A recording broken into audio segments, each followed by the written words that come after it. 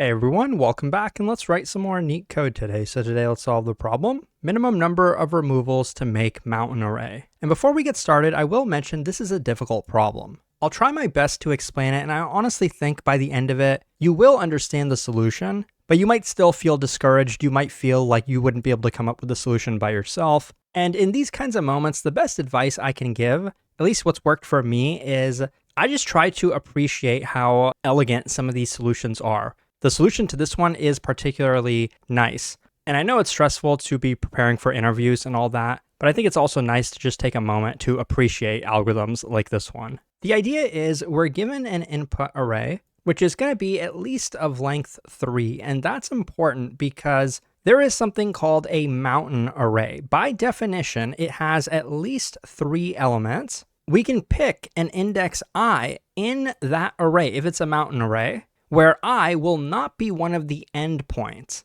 So I will be like a valid index somewhere in the middle. So for example, if you just take a look at these 3 elements here and just ignore everything else in the array, we could say our index I is this. This is kind of the peak of the array. And so this itself is considered a mountain array because every value to the left of the index I is in increasing order, and it is less than that middle element at index I, and everything after index I is technically in decreasing order. There's just a single element on both sides, but that element is less than the middle. Now, if we were to change the array to make it something like this, 5, 6, let's say 2, and 1, this is still technically a mountain array. Like it's increasing up until it gets here, and then it's decreasing. Now, if we change it to this is not a mountain array because we cannot pick any index I where we would have increasing and decreasing. If they're equal,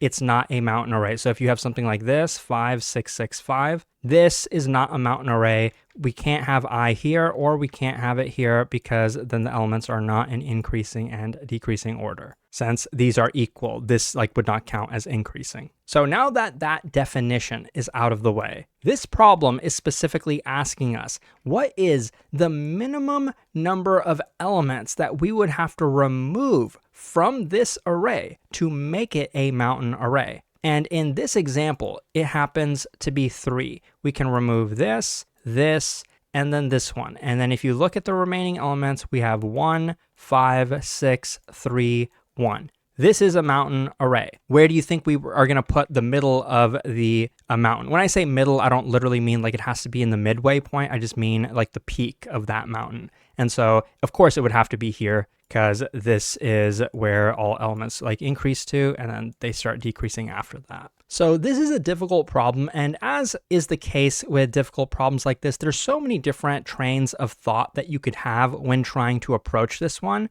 Rather than listing out all the approaches that won't work, I will try to show you a somewhat brute force approach. Like, how can we even conceptualize this problem? How can we kind of break it down into something that will have an algorithmic solution? And then we'll try to optimize it. So the idea here, of course, is we want elements to be in increasing order up until some point, and then we want elements to be in decreasing order. So you might think, well, maybe a monotonic stack is going to be helpful, and that's an approach that gets complicated quickly, and that's how I kind of knew that, okay, maybe there is a better way. And then I approached it in terms of how can we even just break this down? What would a brute force solution look like? Well, that might involve picking the peak of the mountain. So let's just try. What if this was the peak? How many elements would we have to remove? Well, we want everything to the left to be in increasing order up until this point, and it looks like that's not even possible. The reason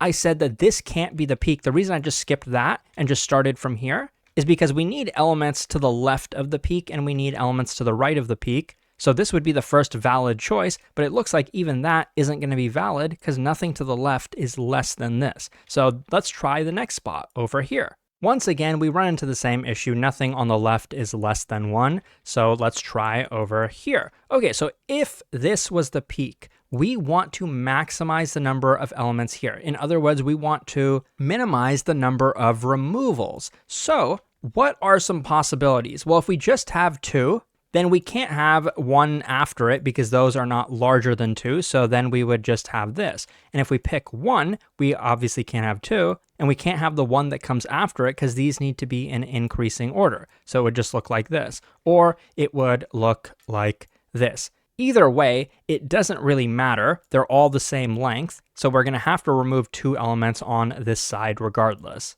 Now, what about elements that come after it?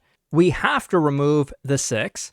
It's greater than 5. We can keep the 2, but if we keep the 2, then we have to skip the 3, and then we can keep the 1, or we could skip the 2 and keep the 3 and the 1. So we could keep 2 elements on this side, and we'd have to remove 2 of them. So that's 4 removals. And we could kind of keep doing it this way. But the way I'm showing this is a bit misleading because we're picking every possible element as the peak, or let's say the pivot. I'll start using that word, the pivot of the mountain. That's going to be O of n, and then to figure out what's the minimum number of removals on the left side and the right side of that pivot. It seems like it's a linear algorithm, so that this approach, this brute force approach I'm showing, is an n-squared solution. That's actually not the case. To find the minimum number of removals on either side of that pivot, it's actually not trivial. That's the complicated part about this problem, figuring out which algorithm you can use on that. Remembering that that algorithm itself is actually its own problem. It's a Leetcode medium problem,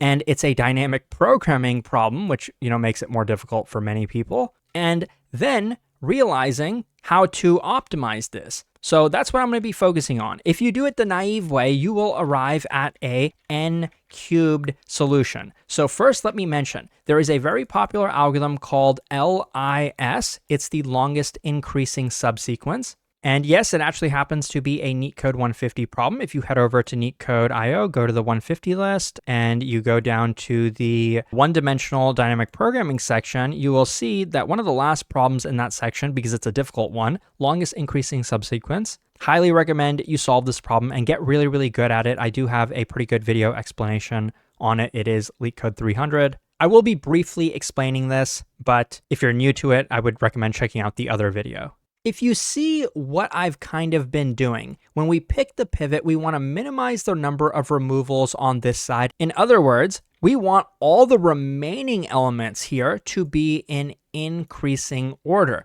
And they don't have to be contiguous. Like if I could have removed this one and these 2 were in increasing order, that would have been fine. We're not looking for subarrays. And they don't use that word in this description, the word that I'm thinking of. It's called subsequence. So that's the way to describe what we're doing here, subsequence. When you think about it, what we're doing here is when we pick a pivot, for the elements on the left, we want to find the LIS, the longest increasing subsequence. And on the right side, we want to do the opposite. We want these elements to be in decreasing order, and they don't have to be contiguous. So in other words, we're looking for the longest decreasing subsequence. Now, there is a catch. When we say longest increasing subsequence, we want those elements, all of them, to be less than 5. They need to be in increasing order and be less than 5. And for this side, they need to be less than 5, but they need to be in decreasing order. Now, if you remember LIS, longest increasing subsequence, it's not super difficult to figure out how to code up the longest decreasing subsequence. It's pretty much the exact same code with just like a couple lines changed. But that algorithm is an n-squared algorithm. In other words, finding the longest increasing subsequence here, or longest decreasing subsequence, would be n-squared time. If we're doing that for every single pivot, that's how we're going to arrive at the n-cubed solution. Not a bad solution, but there is repeated work. Imagine instead of doing that for like this, and then doing that for this, and this, etc., we just found the longest increasing subsequence of the entire array. Now, that's a dynamic programming algorithm. I'll quickly walk through it right now, and you'll see that by doing that, we actually end up solving all the subproblems as well. If we want to find the longest increasing subsequence, sorry, I'm messing up my words, of like the entire thing though, we will have to find all the others. And you also realize that that algorithm is a very natural one for this, because if I picked this as the pivot, What I'm saying is I want to know what's the longest increasing subsequence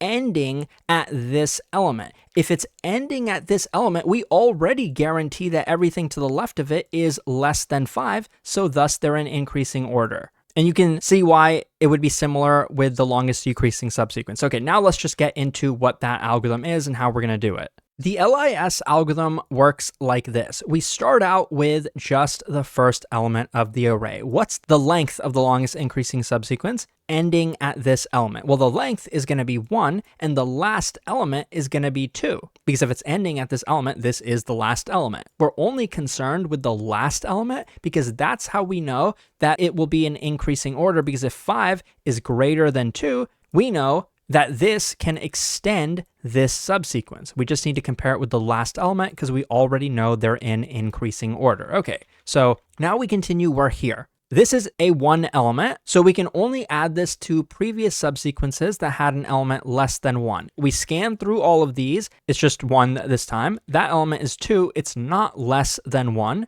So this has to start with its own subsequence, which is just 1. So this is the length of the subsequence. This is the last element in that subsequence. This is 1, so same thing. We'll scan through both of these. None of them are less than 1, so we still have a 1 here. Now we have 5. We scan through all of these. All 3 of them are less than 5. So what we would do is say this by itself is of length 1, and we could add the maximum of these 3. All of them are 1, so we say 1 plus 1, and then we get a 2 here. That tells us that the longest increasing subsequence ending with a 5 is going to be of length 2. And we can continue, so this is 6. We'll scan through all of these. All of them are less than 6. The maximum is 2, so 2 plus 1 is 3. Continuing, this is 2, only these 2 are less than that. Both of them are of length 1, so 1 plus 1 is going to be 2. Here we have 3. These are less, and this is less than 3. The maximum length of all of these is 2, so we say 2 plus 1 is 3. This 3 means that the longest increasing subsequence ending at this element is going to be of length 3. This is what it could look like, these that I've circled. And finally, we get 1 here, and that's going to be 1. So now, if I was going to do the original algorithm I was doing, and let's say I picked this as the pivot, I would ask myself, what's the length of the longest increasing subsequence ending at this element? It's 2. So that means including this element, there are 2 elements like on this side that we can keep, and thus there are 2 that we have to remove. How do I get the same for the right side? What question would I even want to ask? I would say, what's the longest decreasing subsequence starting at this element? Not ending at this element, but starting at this element. In this case, it is 5, 3, 1. That means there are 3 elements, and thus there are 2 that we have to remove. So that tells us intuitively what we need. When we compute the longest decreasing subsequence, for each element, we want to know, starting from here, what's the length of the longest decreasing subsequence. If we're doing it that way, we will have to iterate through the input in reverse order to populate that. Because here, if we had increasing, we're going left to right. If we're doing decreasing, we're going to be going right to left. Okay, so starting from here, the LDS algorithm is going to be similar. We have 1 just by itself. Technically, that is a decreasing subsequence. We can put 1 here. We have 3, so we're going to scan through everything on the right. We're looking for elements that are smaller than 3. We found 1. The length of the subsequence is 1, so we say 1 plus 1. We're going to get 2 here. We have 2. We scan here. We only find 1 element less than 2. 1 plus 1 is going to be 2. 6. We scan through all of these. All of them are less than 6. The max length of them is 2, so we get 2 plus 1. That's 3 here. And I'll just quickly go through the rest. So 5, looking on the right, these 3 are less than 5. The max length of those is 2, so we get 2 plus 1, that's 3 again. And 1 here, nothing is less than 1, so this will be 1. Here, again, nothing is less than 1. This is 1. 2, there are 3 elements less than 2. All of them have a subsequence of length 1, so the longest decreasing subsequence, starting from here, is of length 2. Now that we have this, solving the problem, the original problem is going to be trivial. I'm going to still scan through the input, picking each of any of these as the pivot.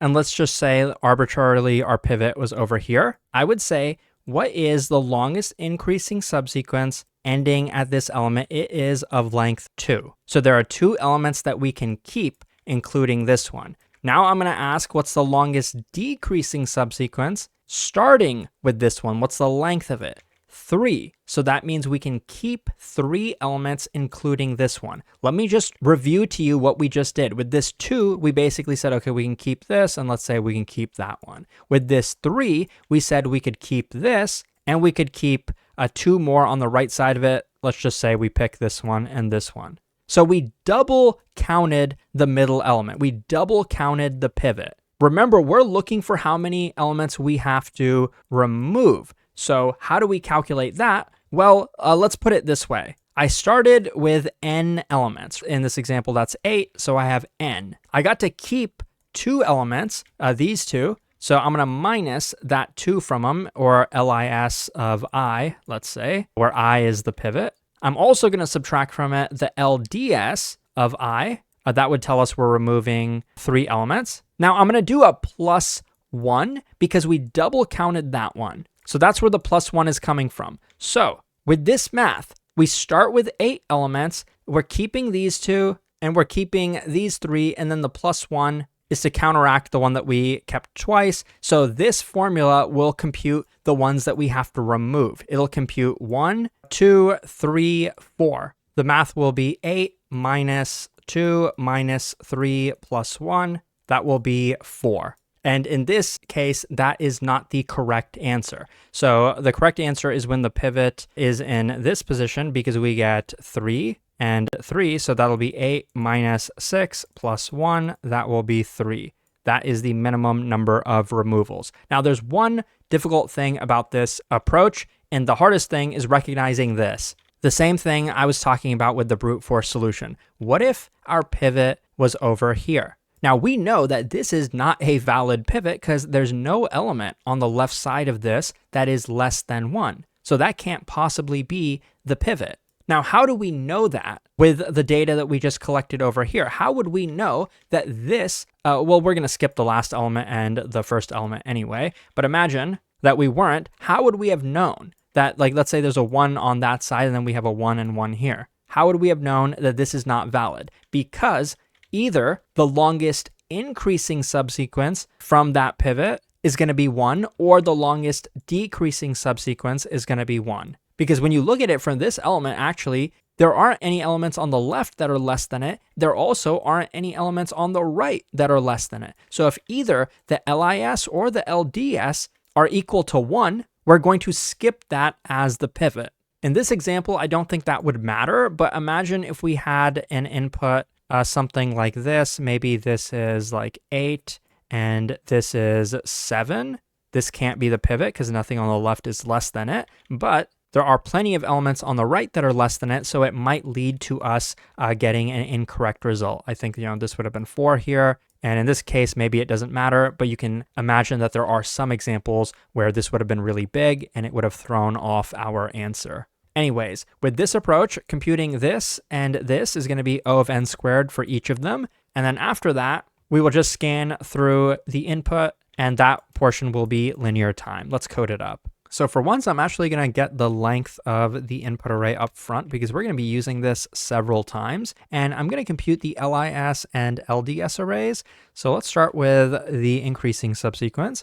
I'm going to initialize that array to all 1s because each of them will at least be a subsequence of length 1. For computing the value in each position I, let's use n. To compute that position, we need to iterate through all positions before that position. So for j in range I, and only if the element at j, the element to the left of I, is less than the current element is at index I, so if nums of j is strictly less than nums of I, not less than or equal, but less than I, then we can update the subsequence length at index I. We want to try to maximize it, so either it'll stay as it is, or it will become 1 plus the LIS ending at index j, because we already confirmed that they are in increasing order. So it looks very easy when I do it like this, But if you're new to this algorithm, it's definitely not easy. But once you practice it enough, it does become pretty easy eventually. So now let's do the LDS, longest decreasing subsequence, like this. And this time we're going to iterate in reverse order for I in range n, and then I'm just going to reverse this like that. In Python, that's a nice readable way to do it.